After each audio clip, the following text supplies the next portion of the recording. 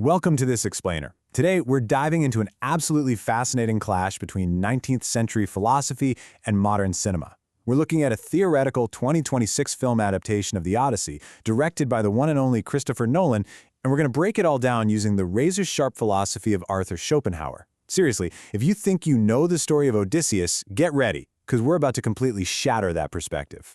So, what actually happens when Arthur Schopenhauer critiques a Christopher Nolan epic? Well, it completely reframes the whole narrative.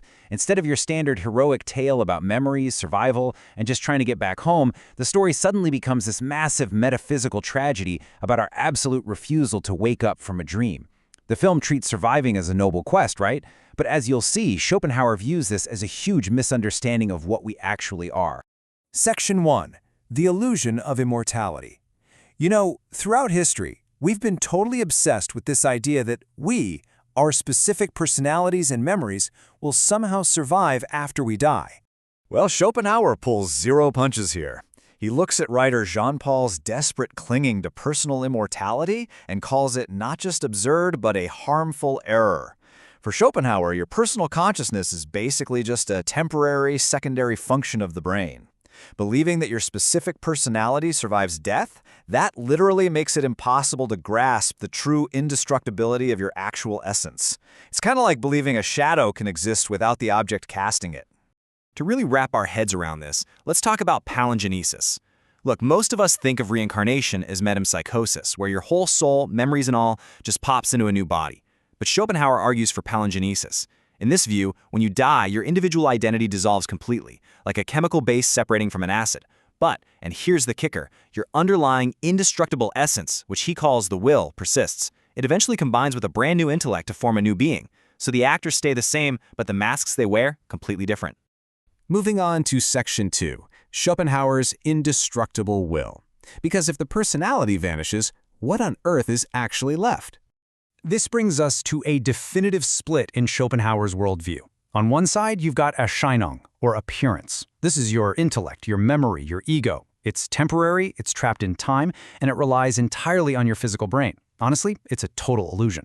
But on the other side, you have the Ding an sich, the thing in itself. This is the universal will to live. It is completely indestructible, exists totally outside of time and space, and it's the true core of every single living thing. Death might wipe out the appearance, but it cannot touch the will. Let's dive into Section 3, Nolan's cinematic eminence. The crucial point here is how this whole philosophical lens shatters the cinematic worldview of our theoretical Odyssey. Nolan is a master of cinema, but cinema inherently relies on the world of appearances. He basically films the dream. In this adaptation, we're looking at heavy focuses on memory and self-identity, the sheer burden of trauma, the slippage of time, and the desperate survival of civilization. Odysseus' journey is framed as this epic, heroic self-assertion against the ravages of time. He's navigating this melancholy underworld where the dead still thirst for blood and hold on to their pasts. Nolan gives us this magnificent, tragic picture of the human condition, all rooted in saving the individual. But when you put these two views side by side, the contrast is wild. Nolan's cinematic view is entirely immanent. It stays locked within time, space, and the ego, treating the preservation of the self as the ultimate victory. Schopenhauer's philosophic view, though, completely transcendent. He argues that individuality is not a prize at all. It's a limitation. It restricts our true universal nature.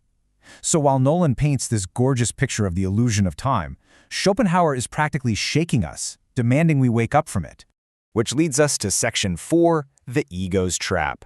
To really feel this tension, we have to look at ourselves and how stubbornly we cling to our own identities. We naturally fight Schopenhauer's ideas because our ego is terrified of its own end. He actually captures this psychological resistance perfectly in a hilarious little philosophical dialogue he wrote. It's between two characters, the stubborn, ego-driven Thrasymachos and the wise, enlightened Philolethes. It is a masterful snapshot of the exact inner panic we feel about our own mortality. Thrasymachos represents our absolute deepest, blindest panic. When he's told his individuality won't survive, he violently protests, shouting, I want to exist. He doesn't want some generic universal existence. He wants his specific life, his specific memories, his ego. But Schopenhauer points out something amazing. That desperate, pleading cry of, "I want to exist," isn't individual at all. That is literally the blind, universal will to live speaking through him. Every single living thing feels that exact same urge. It just wears the temporary mask of the individual ego. And in response to this panic, Philistines drops the ultimate transcendent truth about death. He tells him you become everything and nothing. As an individual, as a specific personality stuck in time, you become absolutely nothing. You end. But because your true essence is the universal will that animates all of existence, you simultaneously become everything. I know, it sounds like a paradox, but it's really the only way human language can even try to describe a reality outside of time and space. Section 5. Calypso and the Veil. Now let's tie all these mind-bending concepts together with the film's climax on Calypso's island. This is where our source material totally flips the script. Usually, we think Calypso is offering Odysseus endless individual life, right? Immortality in his current form. And Odysseus rejects it because his ego desperately wants to get back to Ithaca, to his wife, to his specific individual life. In Nolan's cinematic view, that's a tragic but super noble choice of the human spirit. But let's dig a little deeper into Calypso's mythology. Check out this mythological lineage. Calypso's name actually means the concealer. And what is she always doing? She's weaving with a golden shuttle. In ancient myth, weaving isn't just a chore. It is literally the creation of reality itself. Calypso traces back to the Egyptian creator goddess, Neith, who weaves the cosmos, and she's linked to Athena, who maintains civilized order. This means Calypso literally controls the veil of Maya, the fabric of space, time, and causality that creates the whole illusion of individuality. So what if we look at this scene through Schopenhauer's eyes? What if Calypso's real offer wasn't just a longer illusion, as the guy named Odysseus? What if her offer was the chance to stop the golden loom entirely?